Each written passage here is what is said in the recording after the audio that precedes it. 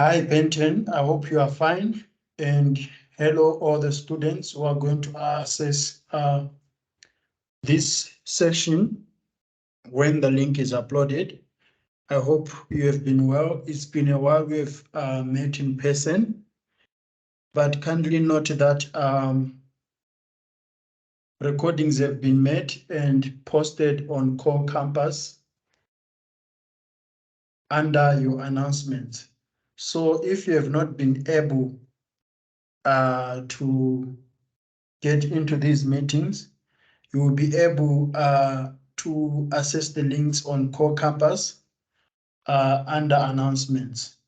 I also pre-recorded last week's lessons, which is lesson 9 and 10, because it was a public holiday. So you can find those lessons on Core Campus under announcements. So today we are going to be unpacking lesson 11 of Marketing 3. You would realize that if you go to the recordings on Core Campus, or if you visit the textbook, this is a carry on from lesson 10. In lesson 10, I introduced culture. In lesson 10, I introduced culture and the link between culture and needs. So in this lesson, we're going to look at cultural values in society. So cultural values in society have got an impact on marketing activities. Remember, this study focuses on consumer behavior. So the other way we can also know about consumer behavior is by looking at people's cultures and values. Hello, Amanda.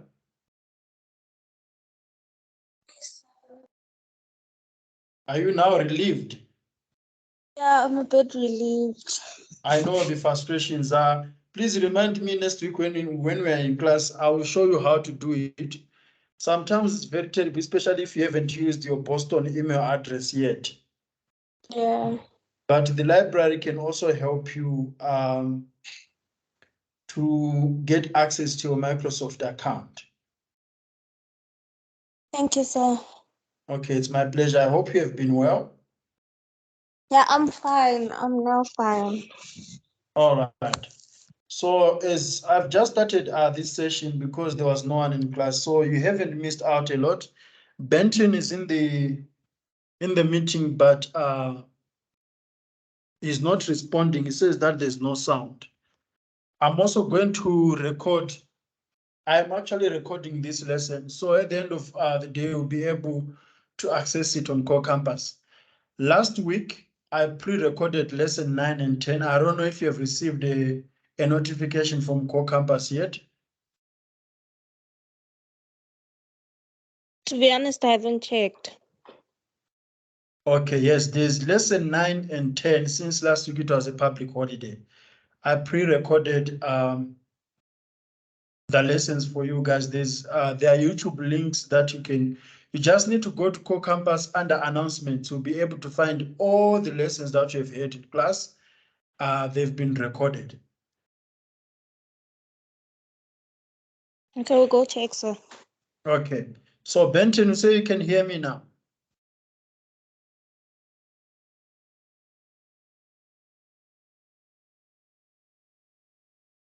All right, so let's move to this lesson of cultural values in society. So as a recap, if you go and have a look at lesson 10, I introduced culture, then I discussed and unpacked the nature of culture, customs, values and beliefs, needs and culture, learning and culture, as well as language, symbols and rituals. So you'd realize that we all have cultural values, and our cultural backgrounds are unique. And to some extent, our culture can be defined by the language we speak, by the surnames that we have, by the ancestors that we share. So do you all agree with me that we all have culture? Yes, sir. All right. So today we are going to look at the dynamic nature of culture. And under the dynamic nature of culture, we are going to look at enculturation and acculturation. We are going to look at subculture. We are going to look at cultural values in societies. And we are going to look at the value concept in marketing. Then we are going to unpack South African core values as well as the measurement of culture. So these are the key terms that you are going to come across as this lesson progresses. You are going to come across the term of culture, the term of values, the term of enculturation and acculturation, subculture, customs, and beliefs. Which term there do you think it's your new time to hear about it?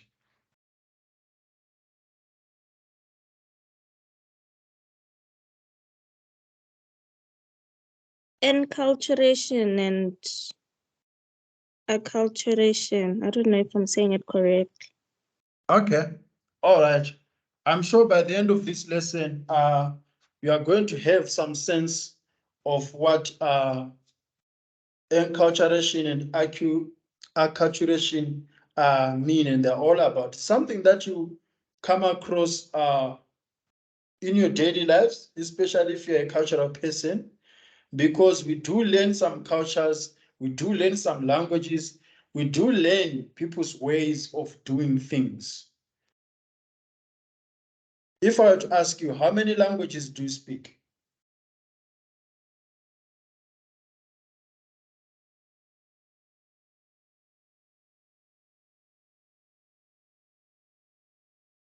Quite a few, hey.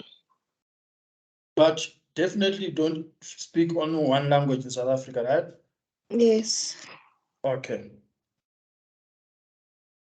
So, enculturation and acculturation. Do you want to take a guess what enculturation is and what acculturation is?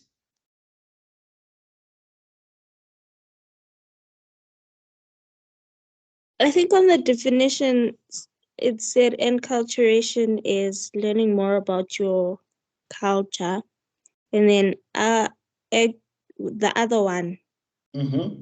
is learning more about other cultures or foreign cultures. All right.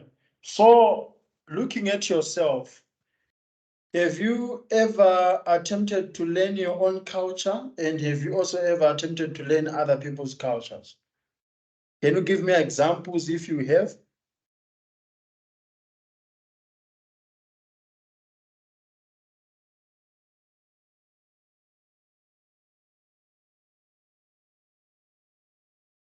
So I think based on my culture, I actually learned something new recently about intlawulo, when Okay. yeah. So I learned that normally, if let's say you don't want to marry your partner, and so intlawulo becomes like 5 cows, and then including a cow for your mother. Okay. So in Hlaule, is it a sort of damages that you normally hear, or here kids are not involved? Yes, damages. All right. Yeah, That's so interesting. And that's Zulu culture. it's Swati actually. Swati. So, Okay. yeah, they were actually telling Tswana people. So Tswana people don't know about this mother cow, and that when you shaula a kid, like you need to pay like 5 cows. He thought like it's probably like 1 cow. Okay. So yeah. Yeah, cultures are very, very interesting, especially from different tribes and ethnicity, because especially from men's point of view, you think once you've had a child with a woman and you are not married, then you evade lobola. But if you have got a child with a woman, even if you end up not marrying that woman, you need to pay in hlawu, you need to pay damages. And sometimes even if you don't have a child, because some elders must say that a man wasted your time or used you, the way they put it. Yes, sir. Okay, and what about other cultures? What is it that you learned about other cultures, which is acculturation?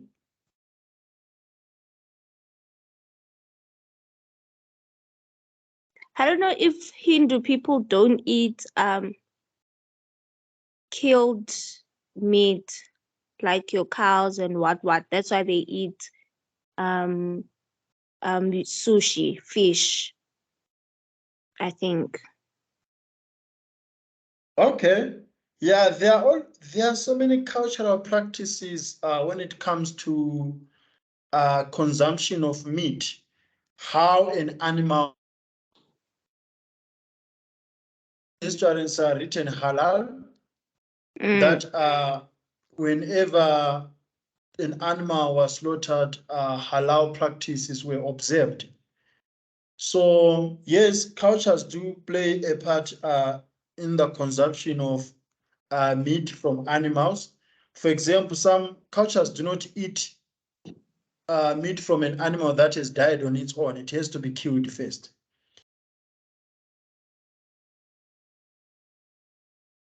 Okay. Benton says that his mic is not working, so I just hope you can hear us. Don't think we've excluded you. If your mic works, then we'll take it from there. But I've realized that when you are using a phone,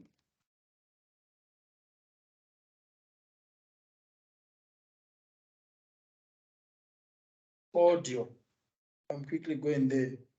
So realize that your phone has got two speakers. Mm. It has got an earpiece, the one that is above near your selfie camera, right? Then it has got a loudspeaker, the one that is always underneath, near where you charge the phone. So when you're on your phone, at the bottom there, you see there's a button for a video, a button for a mic, then a button for volume. Can you see the button for volume? Yes, sir. If you tap there, it has got three options: device, speaker, or audio off. You need to turn on device. Then that way your mic can work. I hope you can hear me, Benton, if it's still not working. So, Amandla, what do you think culture does to consumer decision making? Do you think culture has got any role when it comes to buying or using products? Yes, sir. Okay, and how does culture influence consumer decision making? I think based on Indians, like we said, halal, they don't eat halal things, so they don't normally buy your beef stews and your other meats. They prefer eating sushi. I don't know if they eat hake. Okay, all right, that's true. So culture evolve around everything that we do. The way we wear clothes, the way we use products out there, it's all determined by our culture. And sometimes the religion is also a part to play in that. Some people would say they don't eat pork, pig meat, and some people tell you that they don't wear certain clothes based on their culture. Or some people actually prefer wearing specific clothes other than other clothes. So culture plays a significant role in consumers, and it is very important in marketing, because I remember there was a cultural outcry last year, if not mistaken, or maybe it was last of last year, when a Ndebele person was kicked out of the mall for not wearing properly. Do you remember that? Did you come across that? No, sir. Yes, there was a Ndebele man who was wearing Ndebele traditional regalia at a certain mall in Pretoria, if not mistaken. And that man was asked to leave the mall, saying that he's not wearing nice, like he's not looking nice, or what he's wearing does not aspire to the values and the attire code for that mall. So it became something that was very big in the country because many cultural groups as well as political parties condemned that action. So these are things that brands should take note of, understanding people's culture and what matters to them the most, and tailor marketing campaigns, marketing messages that do not necessarily offend their existence, but as well resonate with people's cultures. So realize that most South African cultures or traditions, especially with Zulu people and Swati people, when it comes to ladies, there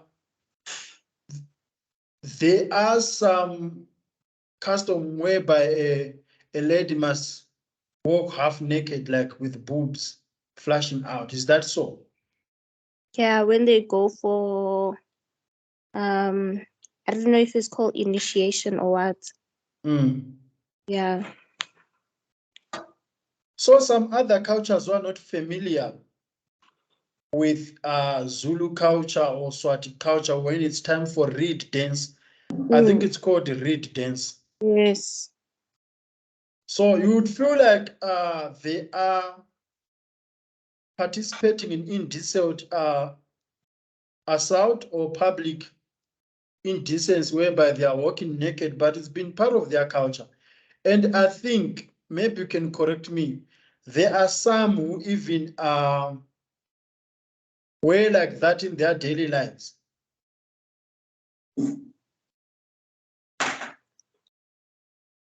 No, I don't Especially think those in so. rural Not in this areas. day and age, sir. Pardon? Not in this day and age. But it used to They happen, prob- right? they probably wear it when like there's a ceremony at home or something. Okay. Does your culture partake in that, or it's only Amaswati and Amazulu? AmaSwati and AmaZulu. I'm Swati, mina. Okay. So if there's a ceremony, would you do that? No. Well, if I'm enforced to, I would, but I don't Okay, do that's very interesting. So do you think all those young girls out there, they are being forced? the thing is it differs if you grew up in Joburg, like it will be different for someone that grew up in Swaziland. For them, it's just a norm. They know it's Yes. something that they usually do. So for Mm. me, who comes from Joburg, I'd be uncomfortable. Okay, I hear you. Benton, I see you are back. Can you hear me? Can you hear us?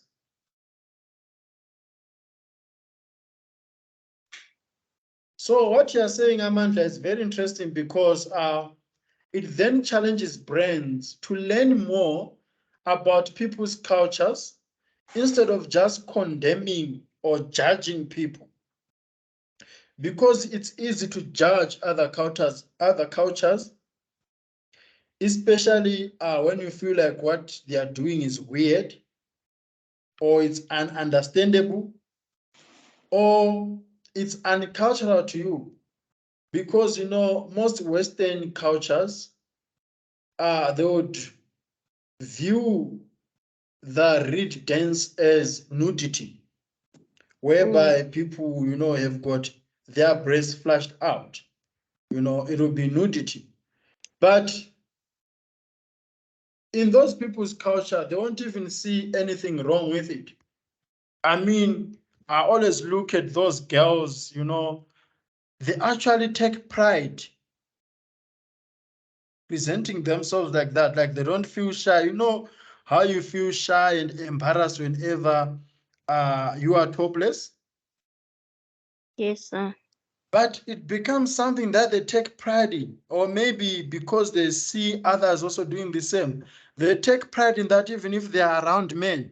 So it's something that as marketers, we need to understand instead of just condemning it or judging it, you know, because it's something that has been happening over and over again. Tinswalo, welcome to this class. I don't know if you can hear me.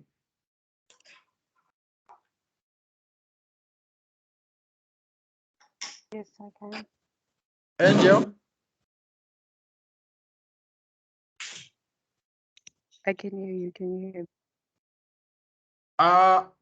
What culture are you, Angel? Are you Zulu? Are you Pedi? Are you Tsonga?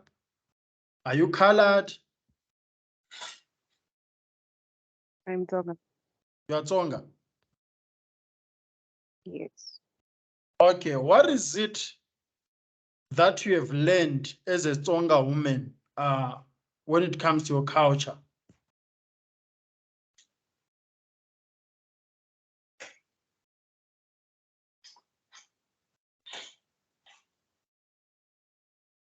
Oh, I don't know what to say now. I can't think of it now. But okay, learning from my parents is that they should respect each other and treat people. And yeah, I don't know. I don't want to try. Okay. Then have you learned other cultures that are not Tsonga?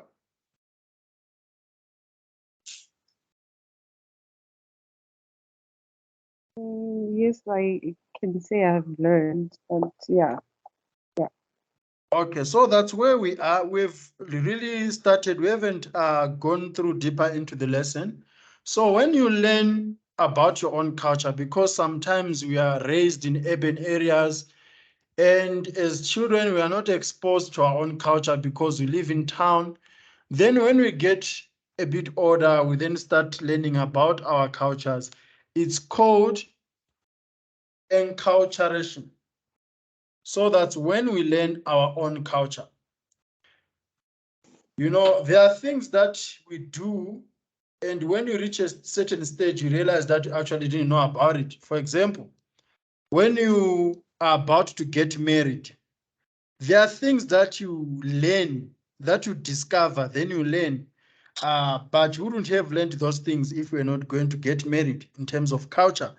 Even with funerals, you know, there are some procedures that would learn but wouldn't have been exposed before. Then, as we interact and associate with other cultures, there are also other things that we learn. We were discussing things about ceremonies such as reed dance. Do you know anything about reed dance, Mabanga, where women parade topless in KZN and in Swaziland? Yes, I've seen. Okay. All right. Then you are familiar with the same thing.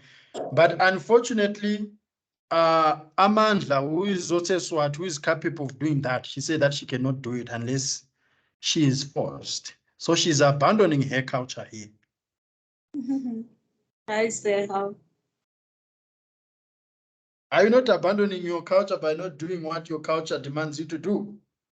No, time changes, so you must evolve Yes. with the time. Yeah, that's what you are going to look at. The dynamic nature of culture, how culture keeps evolving.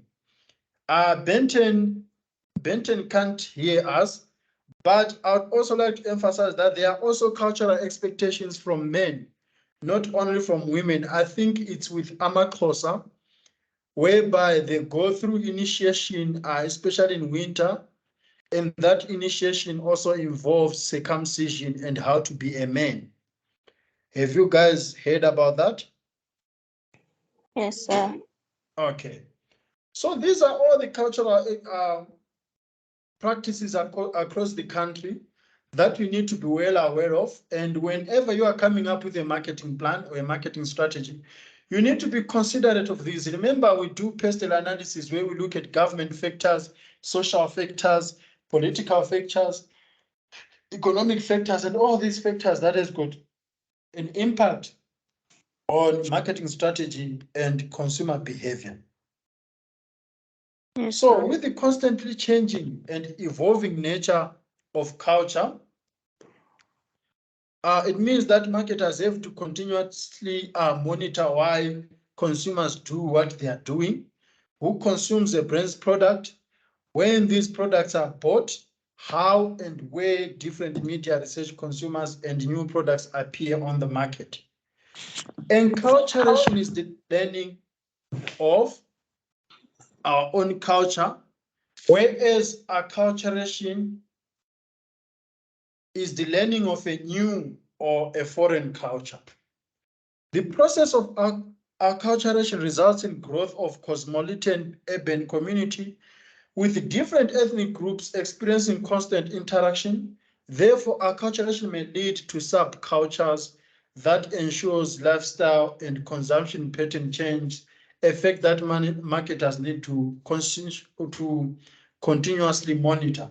So realize that when you come to urban areas and when you interact with different cultures, like what you guys are doing, you are not living as Zulus only, you are not living as Tsongas only, you are living with other tribes. You then learn or blend your culture with those with other people's cultures. Then it creates what is called a subculture. So these will be commonalities amongst cultures. We always hear people saying that Silukotini, right? Have you ever heard about that? Yes, sir. So all these things becomes suburban trends that have got an influence on consumer behavior. So it does not become on something that is Zulu specific, Tsonga specific, Swati specific, Pedi specific, Tswana specific. It becomes something that is common amongst different cultures. For example, the dynamic growth in township cultures characterized by unique beliefs, systems, dress codes, and language patterns. So dress codes is also becoming something that we call a subculture, not a specific culture. Am I explaining something that resonates with you guys in your daily lives? Yes, sir. All right. So a subculture is a distinctive cultural group that exists as an identifiable segment within a larger cultural group. Amapiano. I'm sure we all know Amapiano, and we have listened to Amapiano, right? Yes, sir. Do you think Amapiano is just music or it's a cultural movement? It's a cultural movement. Why do you say so? Because it's a trend, a nowadays trend. Mm-hmm. It's what most people are following, regardless of which culture they come from. Mm-hmm. That's true. And also, I can argue that there's a specific attire that sort of associate with Amapiano. There's a specific dance that is associated with Amapiano. And there's also a specific way of doing things that is associated with Amapiano. So it becomes a cultural movement instead of just being music. Anyway, music has long been associated with many cultural movements. Think about jazz and how your parents used to wear things like used to put on attires that associate with jazz, and also the way of doing things, the movement. Someone would call it umstebara, how people walk. It will all resonate with that music of the day. Subcultures are often categorized based on demographics, such as identify different subcultures that exist amongst teenagers and amongst older or affluent people. So it can be also amongst married people, or amongst educated people, or amongst kids, teenagers, depending on what is trending and driving the behavior of those people. So also realize this concept when you are talking about focus group. Do you know, guys, that there used to be a subculture of Amavrpa?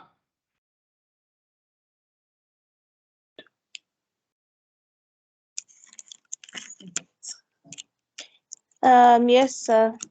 Do you know Vrpa, Amanda? Yes, sir. Okay, it means that you are not that young. All right. So there was a culture amongst polo drivers. Was it VW Polo or whatever it was? So this is a demographic trend because it would be specific people in society or specific men who share the same lifestyle, who share the same age segment, and who also share the same geography. So geographic regions such as rural areas, villages, towns, and cities also represent subcultural consumer groups. There are different perspectives on the diversity in South Africa, such as being called a rainbow nation. It can be suggested that with time, differences between cultures will become less noticeable with fewer differences between ethnic groups. Do you agree with that?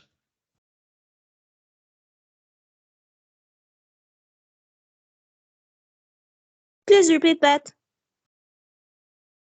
There is an argument here that with time, different cultures will become less noticeable with fewer differences between ethnic groups.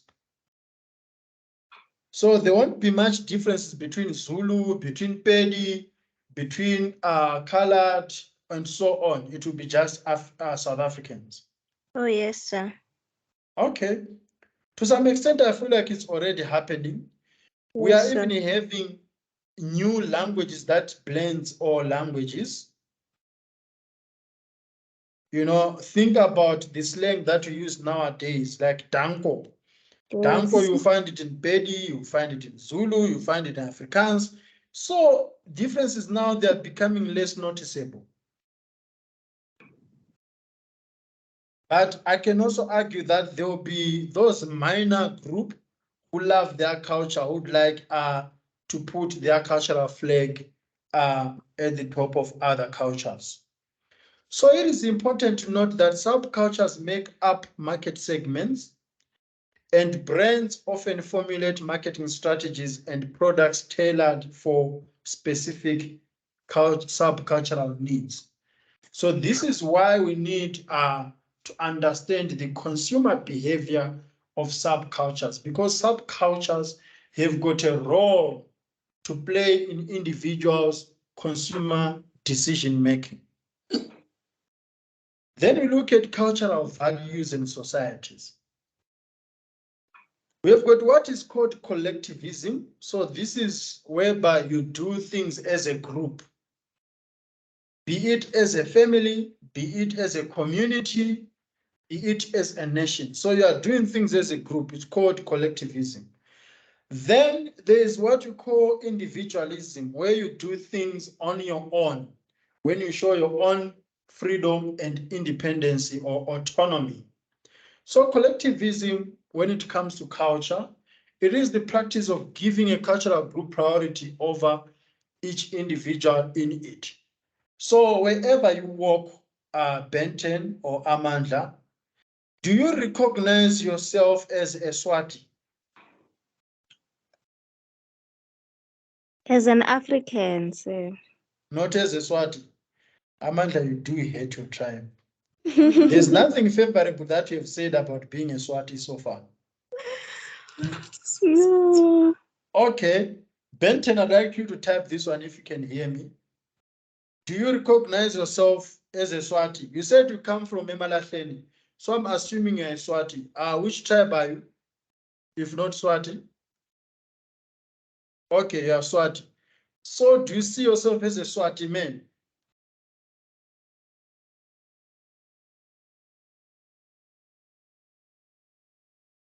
Okay, all right. That makes things different. I always like it when there are different answers or diverse viewpoints, because this encourages us to discuss things further. So Amandla, you see yourself as an African woman, Yes, sir. right? You don't see yourself as a Swati woman. So it means that it doesn't matter who you're going to marry. Does it matter that someone pays lobola for you? Of course. Okay. Does it matter that you have a traditional Swati wedding? Well, with me it's a bit different because I'll have to change either way. So even if I have like a Swati, if I'm married to a Tswana, then eventually I'm meant to do their culture. So I get they remove me from Swati people, and then we actually have a Tswana wedding. All right. Okay, this is very interesting. So you say that you are always going to change. Are you comfortable with the changes that are put on your shoulders as a woman, that you need to change your culture, you need to change your surname, you need to change your language? Are you ready for that? Yeah, if I find someone who's ready to change my surname and culture, then yes, I don't mind. Okay, that's easy for you, because most women that I've come across, they love their surnames and their identity more than they would like to give in to someone else. Then Benton is saying that it's always easy for a girl not acknowledge their culture, because if they get married, they have to obey husbands or follow husbands' culture, which also makes sense to some extent, especially if you are marrying someone from a different sect. But nowadays, as we are discussing that the societies are changing, sometimes we end up having a subculture. So instead of abandoning your culture and following your men's culture, you end up blending your own culture and your men's culture. That's what I feel like I've been going through, because I married someone who is completely from a different culture, different country, different culture. And she has not completely abandoned her culture, but she has also been blending, her culture with mine. So it also depends with people, because we have got people who are culturally strong and everything that they do is centered on culture. Think about Nkabi Nation, Big Zulu, how, his music and everything is centered about being a Zulu man. So it makes sense to some extent. But as for Benton, would you consider settling with someone who is from another culture?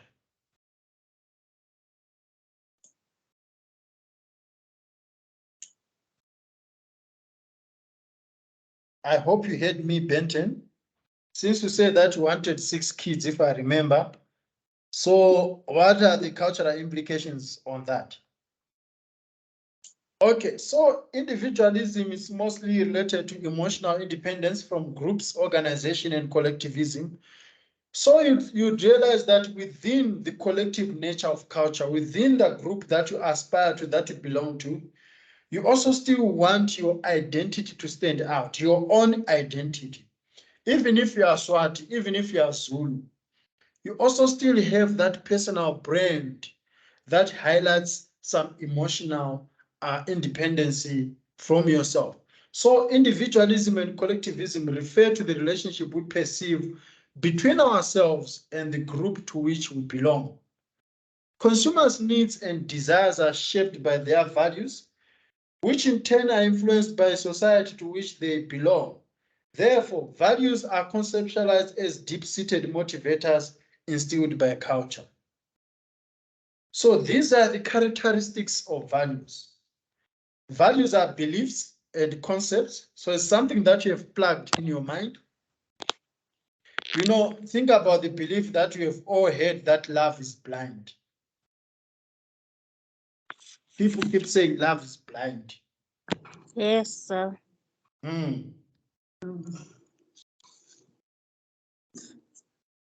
Okay. The Don't beliefs you or think concepts love are is about. blind? You were saying something? Don't you think love is blind? It depends with the context. How is love blind? I don't think love is blind. It's just people become blind when they're in love. That's what it means, sir. Okay. Or would we say feelings are misleading? Yeah, feelings and emotions. Okay. That's why I always say that deep inside my heart. But you know that the heart's purpose is only to pump. Yes. The heart has got nothing to do with love. It all happens in the mind. So we must stop lying as a society and our culture saying that my heartbeat beats for you. It's only beating for blood, guys. Pumping blood, nothing else. Anyway, these are the metaphors that we use in societies. So values go beyond particular situations. Values guide the choice or evaluation of events and behavior, and values are arranged in a hierarchy. So you can have values that are sort of that matter a lot to you, and the values that you think they don't matter to you. So realizing when you are getting into relationships, if it's against your values, you would first check if these values are so high or not. But if they are minor values, you can accommodate the things that you need to participate or engage in. Or sometimes if it's totally against your values, you cannot do it. For example, many people tell you that wearing a G-string is a sin. It's against their values, right? So you cannot force that thing onto them because they don't believe in it. It's not part of their beliefs. They believe it's Satanism. So those are the things that has got an impact on how people perceive things, and those things can be goods and services. So the value concept in marketing. Consumers serve a focal point in many cognitive tasks such as attitude formation or decision-making about a brand. And they also serve to organize the meaning representation for products and brands stored in consumers' minds. So with our values, with everything that we have learned as part of our culture, as part of our norms, we have got a mindset towards brands. There's that attitude formation that we have in our mind whenever we are making decisions. For example, when you're buying a cloth, whether it's a t-shirt or it's a jean, one or the other, there is a belief that we have. There's a set of a mindset that we have towards that jean and how that jean is going to represent you in societies. Is that true or false, guys? It's true, sir. Even makeup, everything that you do has got some form of cultural representation in society, including the food, the Fanta that you drink, the chewing gum that you get, the lunch that you get at canteen. It says something about you and the culture and the values, the beliefs that you stand for. So hierarchical value map describes how consumers tend to perceive or think about a specific product or idea by linking the attributes and benefits to values.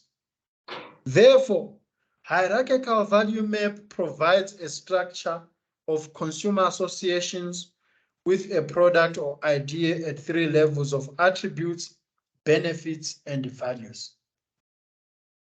So how does a product resonate with you as a person? And what values do you get, what benefits do you get from that product, and what value does it bring to you? Therefore, it is important to note that core values don't have to be positive or virtuous. Some consumers may be driven by negative characteristics of self-interest or greed. So sometimes you might get something that is negative just for control. I've always heard people when they're at the shops saying that, let me get this thing, ngifuna ukubanyisa. Am I lying? No, sir. Let me get this revealing top, or this dress that has got a long vent that is so revealing. So it's something that you know that it's negative in the culture. It's not allowed. It's sort of called uncultural. But still, you want to get it to prove a point. To show ukuthi mbani othi nkwa.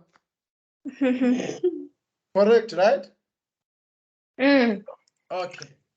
So these are the things I always see, especially even with the trends of wearing bikinis at the beaches. You know, we've always seen this as a touristic thing, as a white thing. You know, it's rare for an African family, a father, a mother, and a child to go for a holiday on a beach and they are wearing shorts and bikinis. What would happen is that a father would be wearing his jean trousers and fold the jean, that trousers, they will fold it up to the knee level to get into the water. Then a woman will also do the same. It's rare to see someone like your mother wearing a bikini, right? Even if it's at the right place, because at the beach, that's where you wear, or at the swimming pool, that's where you wear sort of a swimwear, a beachwear. But now, because it's something that has always been regarded as uncultural, you'd see contemporary mothers saying that, ngizoyigqoka ngifake ku-status ngibanyise, you know? So it can actually be driven by negative characteristics for self-interest. So it's something that you are self-interested in. It's not in the interest of the group or in the interest of the community, but in your own interest as an individual. Remember, we spoke about individualism, the emotional independence. So we've got an article here that we need to have a look at. I'm going to click on it and I hope it's going to open. It's about Hindus. Remember, you spoke about Hindus at the beginning of this lesson, Amanda. Yes, sir. So let's go through, let's go to the article and see what Hindus are complaining about. I don't know if you can see the screen. Yes, sir. Okay, I'm going to quickly read through this. So Mahashaba, local Hindus fuming over fragrance bottles, by Kailan Pillay, The Witness. Peter Marisbeck, the South African Mahashaba has criticized international fashion and fragrance brand Jean Paul Gaultier after body-shaped perfume bottles with pictures of Hindu gods hit South African shelves last week. President of the South African Mahashaba, Ashwin Trikamji, said on Monday he had sent a letter to the local distributor of the perfumes and to Jean-Paul Gaultier in France. We are asking the distributors to stop distribution in South Africa and withdraw all the stock they have already placed on the shelf in the country, said Trikamji. Local Hindus were fuming when they saw a new perfume range by the famous Jean Paul on the shelf. Jean Paul is well known for its provocative female and male body-shaped bottles. Its new summer range, named Dead Summer Fragrance, features images of Hindu gods and goddess Krishna, Lakshmi, and Radha printed on the buttocks and genitals area of the bottles. It seems to be a very interesting bottle. I've never come across these bottles. These again demonstrate the caller's attitude towards the Hindu beliefs. The Hindu community is tired of insensitivity towards our beliefs, said Trikamji. On Facebook, the reaction from the readers was similar to that of the South African Mahasabha. Kritika Dipranian said disgraceful and disrespectful. Janeta Brandom said, why use a religious symbol? Does show respect and arrogance of other cultures. Is even God not sacred in today's times? Then Sizwe Kanyile, what's wrong with this company? Why didn't they take soccer player or a tennis player? Why gold? So that was the article. Then the next article is from the Star. I hope the link is still there. I've just clicked on it. Can you see the article, guys? Yes, sir. All right. So this one, Red Bull. We all know Red Bull give you wings. We know Red Bull, right? Yes, sir. Red Bull pulls Jesus walking on water ad after outcry in South Africa. So I believe this was an outcry from Christians who believe in Jesus. Energy drink maker Red Bull said Wednesday it has dropped an advertising in South Africa after an outcry from both Christians and Muslims for its portrayal of Jesus Christ walking on water. Energy drink maker Red Bull said Wednesday it has dropped an advertisement in South Africa after an outcry from both Christian and Muslim for its portrayal of Jesus Christ walking on water. South Africa's Roman Catholic bishops urged Christians not to drink Red Bull in traditional fasting for Lent ahead of Easter celebrations next month, stopping short of calling for a full commercial boycott. The television cartoon implies Jesus walking on water because he had been invigorated by a miraculous energy drink and knew where there were hidden rocks to tread on.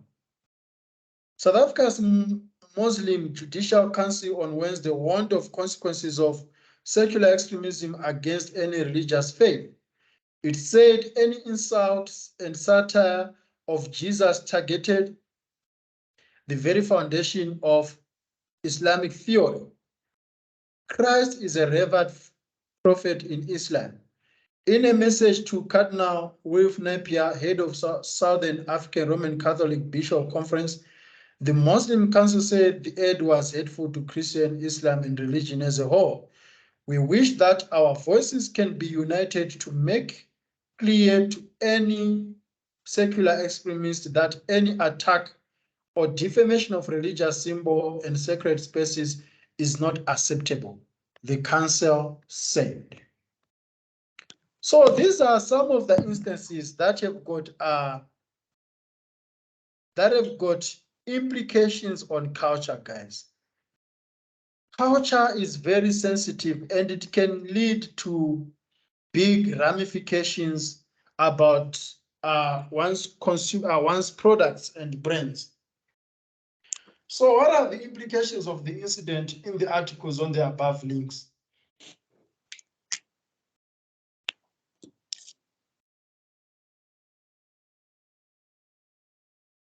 What do you think are the implications of these incidents in marketing and consumer behavior? I'm not sure, sir. Okay. Probably the The one implications. Pardon, will you say something, Amanda? I was saying probably the one with Jesus. I think it's offensive because they're using Red Bull as how he portrayed the miracle he portrayed when he was walking on water. Okay, and the other one is disrespectful because they have the logos or what on the buttocks of the bottles. Yes. So this simply means that culture is a no-go area for many consumers in societies because they take their culture or their belief serious. So you cannot just disregard one's culture, whereby you are belittling one's gods or someone that they believe in, that they consider is sacred. Then you go and put the logo on the buttocks or the genitals. So it's something that can actually be called uncultural, and it can have many implications on the brand itself. People can boycott, cannot want to associate with that brand. So there are so many things to it. Remember about the outcry about clicks ad where it says African women's hair is down, it doesn't break. So all those things can always incite sensitivities amongst culture. Then there is this video that says, "Are you proud African? Yes or no?" I think it was Tabumbegi. Let me quickly go through to it.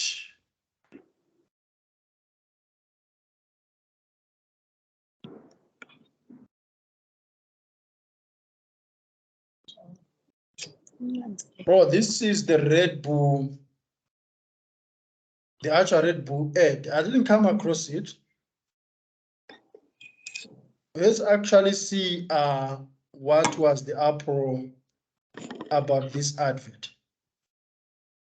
It's only 29 seconds.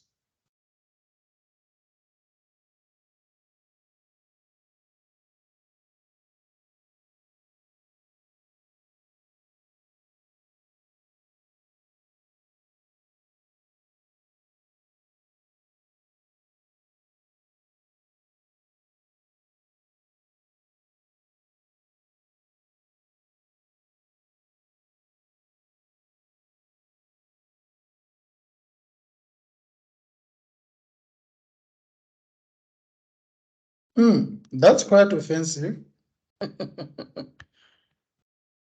Because to some extent, there's a verse in the Bible that explains this scene. I think it's John. I'm not sure John what. But it explains where Jesus was walking on water and the disciples on the boat, and they couldn't believe that it was him. So he called one of the disciples to come to him without fear and doubt. So the disciple walked out of the boat and started also walking on water. But as soon as they started fearing, because I think there started to become waves and too much wind, so the disciples started to fear and they started to sink. Therefore, they asked God to help them. Then God pulled their hand out. Yes, I know about that story, and it also talks about are you doubting your faith? Yes. But the way Red Bull has done it towards the end, do you see that they say that Jesus can't even see that is where the rocks are? Oh, on the water.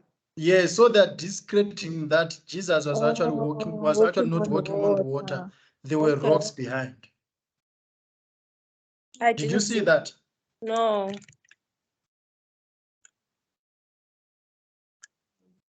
Wait, I think we can go there quickly again. You can see what I mean. So I tend to believe that that's why it offended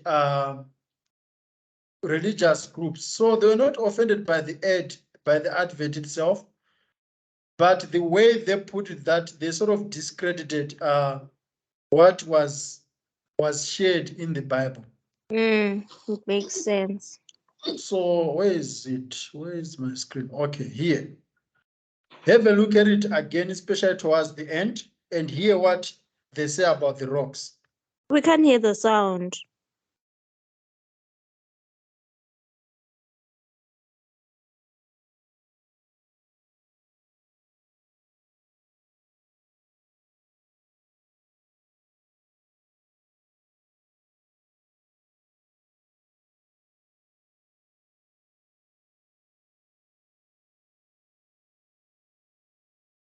Mm. Did you see that? Yeah, I saw that. Saying that they have to know where the stepping stones are. So they are sort of discrediting that Jesus actually walked On water. on water. There were stones that he was stepping on. So I think it's quite offensive to those who believe in the story and everything. Okay, now, are you proudly African or not? Yes, I'm proudly African. Anyway, you've been vouching for that since the beginning of the lesson. Yes, sir. So let's look at South African core values. It has been argued that people of African descent are linked by shared value that are fundamental features of African identity and culture, with aspects like openness and friendliness. So realize that even if you go to another country, as long as you are in Africa, like tomorrow you are in Nigeria or in Zambia, you would actually feel some sense of belonging. Is that true? Yes. Okay. Individuals have little scope for self-determination outside the context of traditional African family and communities, such that whatever happens to an individual also happens to the whole group and vice versa. Think about black tax and its impact on consumer behavior. So realize that most Western cultures, they value the setup of a family as mother, father, siblings, that's it. But in our Africanness, we value the extended family, our uncles, our aunties, our cousins, and so forth, such that even when we are working, they become dependent on you. You start providing for them through black tax. And there is this saying about Africanness, umuntu ngumuntu ngabantu. So you cannot survive on your own, or you cannot be in silo with your family. One or the other, you need to coexist with your relatives. So core values are arranged according to 10 motivational domain. So in everything that we do as Africans is determined by the power that you have in your family or the power that you have in society, the achievement.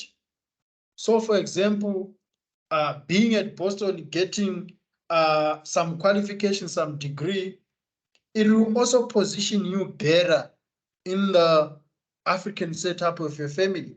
You can even yield some sort of power out of there.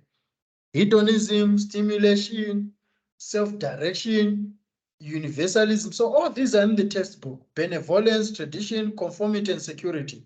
We find security in others. We find comfort and safety in Ubuntu. When you see another human being walking, despite all these crimes that are happening nowadays, you need to find comfort that, okay, there is someone, at least I'm not alone on this setup. But unfortunately, due to crime and everything, that person can become danger to you. But naturally, even long ago, when you see another human being, you actually get comfortable that there's someone close by. Do you know that?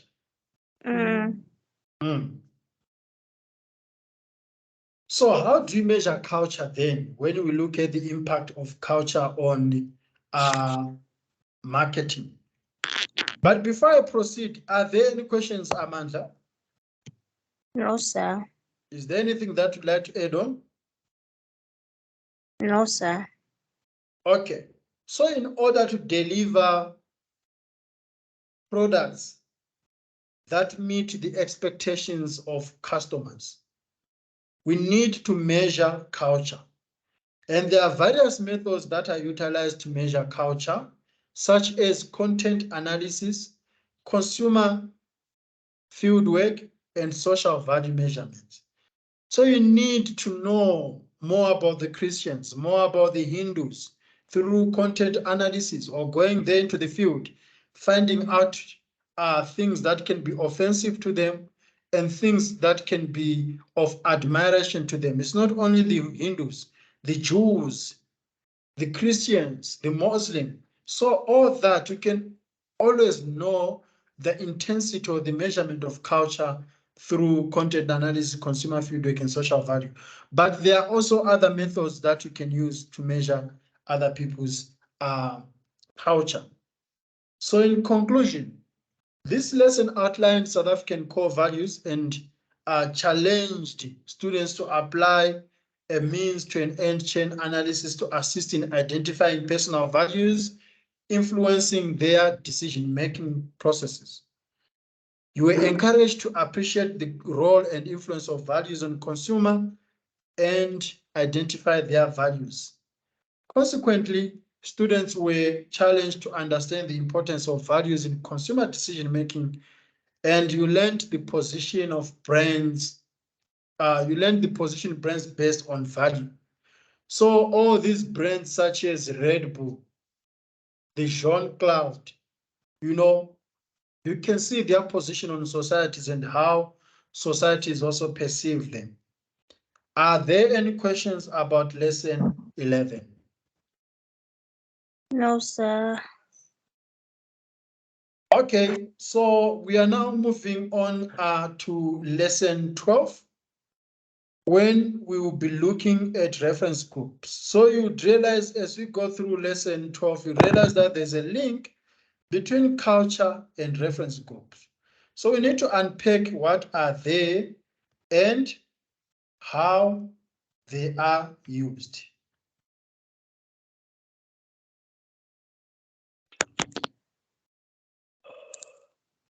So here, these slides, you can find them on Core Campus. So let's quickly look at lesson 12 of marketing 3.